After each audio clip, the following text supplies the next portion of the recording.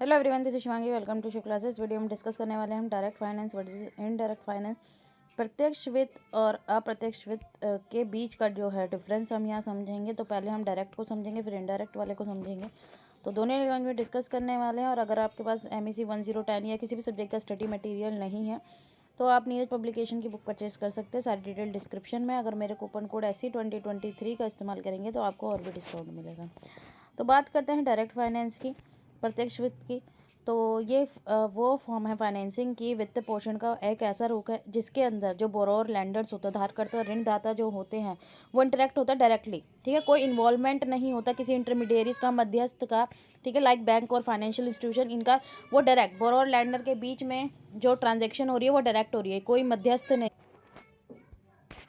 तो उनके बीच में कोई मध्यस्थ नहीं होता है। ठीक है, तो यहाँ पे बात करें जो फॉर्म है फाइनेंसिंग की, फैसिलिटेट होती है किसके थ्रू? फाइनेंशियल मार्केट के थ्रू, जिसमें सिक्योरिटी, स्टॉक, बॉन्ड्स जो हैं जिनका व्यापार होता है। ठीक है, फिर डायरेक्ट फाइनेंस में दो इंपॉर्टेंट कंपोनेंट्स है बताया, बोरोर और लैंडर्स। ठीक है, बोरोअर्स को भाई यहाँ पे जो बोरोअर्स होते हैं वो एंटिटीज़ होती हैं, उधारकर्ता वे संस्थाएं होती हैं जिन्हें विभिन्न विभिन्न उद्देश्यों के लिए, वेरियस पर्पसेस के लिए फंड्स की नीड होती है, धन की आवश्यकता होती है। लाइक उनको अपने बिजनेस के लिए कैपिटल की ज़रूरत है, पूंजी की आवश्यकता है, अपने बिजनेस को बढ़ाने के लिए गवर्नमेंट को नीड है, पब्लिक प्रोजेक्ट के लिए मनी की। ठीक है, तो यहाँ पे जो लैंडर्स होते हैं उस दूसरी तरफ वो कौन होते हैं?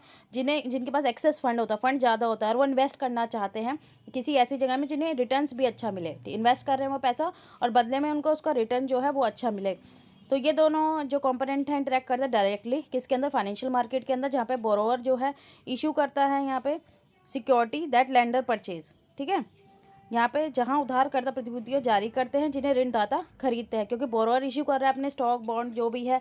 ठीक है, भाई गवर्नमेंट को नीड है, बिजनेस को नीड है किसकी? कैपिटल की। तो वो अपने स्टॉक जो है वो इशू करेंगे, उसके बदले में उन्हें पैसा मिलेगा। ठीक है, किसको? लैंडर से लेंगे वो पैसा।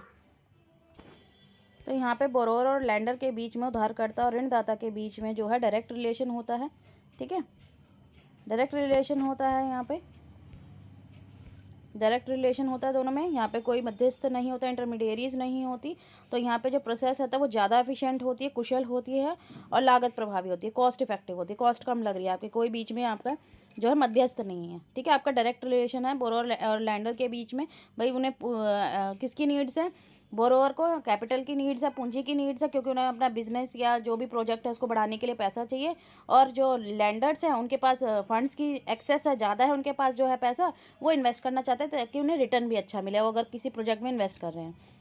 तो दो टाइप्स की सिक्योरिटी होती है। ठीक है, किस में? डायरेक्ट फाइनेंस में स्टॉक और बॉन्ड। स्टॉक रिप्रेजेंट करता है कि अगर आपके पास, आपने किसी कंपनी का स्टॉक खरीदा तो उसका मतलब आपके पास ओनरशिप आ गई है उसकी, जितने भी आपने उसके स्टॉक खरीदे हैं। ठीक है, और जो बॉन्ड्स है वो रिप्रेजेंट करता है डेप्ट ऑब्लिगेशन।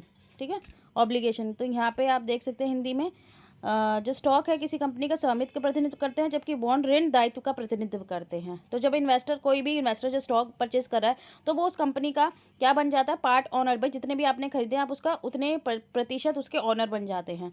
ठीक है, और यहाँ पे आपको जो कंपनी है उस अपना प्रॉफिट शेयर करती है आपके साथ, जितने भी आपने, भाई जितना भी परसेंट है आपका। और जब कोई बाय करता है बॉन्ड, ठीक है, तो वो मनी क्या कर रहा है?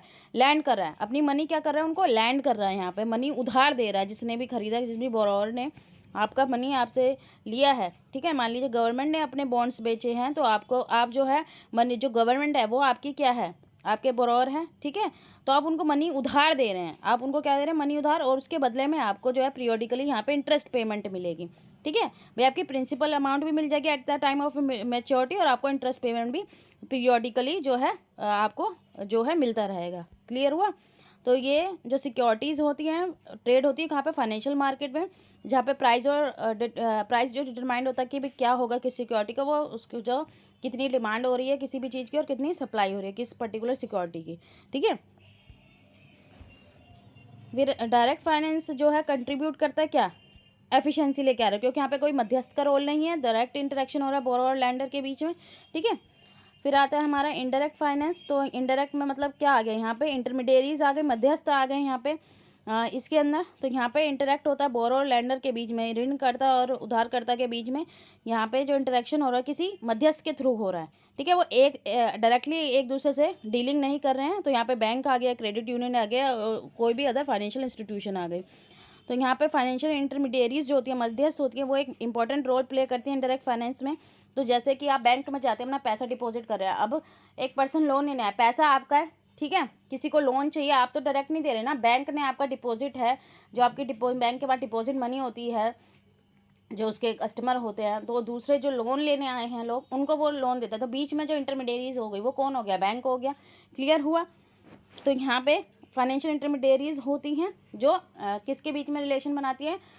बोरोअर लैंडर के। आपको नहीं पता आपकी मनी किसको जो है बैंक ने लैंड करी, लेकिन आपका पैसा सुरक्षित है, ठीक है, आपका पैसा सुरक्षित है, आपका पैसा कहीं डूबेगा नहीं, आपको पैसा मिल जाएगा।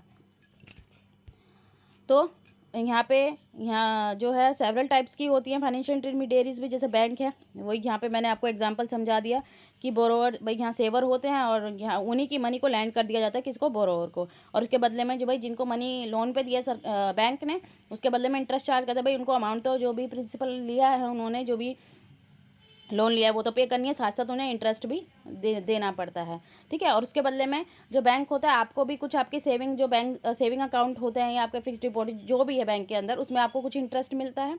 तो वो इंटरेस्ट कहाँ से देता है? बैंक। जो उन्होंने मनी लोन पे उठाई है आपकी, उसी में वो जो है ब्याज दर लेते हैं, जो लोन जो बोरोवर होता है उससे लेते हैं, और वही आपको पे करता है, और उसी से बैंक को भी इनकम होती है, ठीक है। उसी तरीके से क्रेडिट यूनियन होते हैं बैंक की तरह, ठीक है, but they our own and operated by there member, ठीक है। तो यहाँ पे किसी गवर्नमेंट का या किसी उनका अपना स्वामित्व होता है, और वही उनके सदस्यों द्वारा चलाया जाता है। वो भी फाइनेंशियल सर्विसेज जो है प्रोवाइड करते हैं, like saving account, loans, credit card, insurance company भी आ गई थी तरीके से। फाइनेंशियल आपको प्रोटेक्शन दे रहे हैं वेरियस रिस्क के लिए, ठीक है। तो यहाँ पे प्रीमियम कलेक्ट करा जाता है पॉलिसी होल्डर से, और जब किसी कोई भी इवेंट होता है, जिस भी चीज़ के लिए आपने अपना इंश्योरेंस कराया है, तो आपको क्लेम मिल जाता है, ठीक है। तो फाइनेंशियल इंटरमीडिएरीज का इंपॉर्टेंट रोल है यहाँ पे। ये भी एफिशिएंट एलोकेशन, भाई फंड्स की, भाई जहाँ पे नीड है वहाँ पे दिए जा रही, जहाँ मोस्ट नीडेड होता है। तो इकोनॉमिक ग्रोथ और डेवलपमेंट में हेल्प करता है ये भी, और मैनेज कर रहा है रिस्क को। यहाँ पे आपका पैसा कहीं डूबेगा नहीं, क्योंकि आपका पैसा एक सेफ इंटरमीडिएरीज के थ्रू दूसरे को लैंड की गई है मनी, ठीक है। तो यहाँ पे टॉपिक खत्म होता है। अब आपको क्लियर हो गया होगा। अगर वीडियो अच्छी लगी तो like it, share and subscribe my channel. Thank you.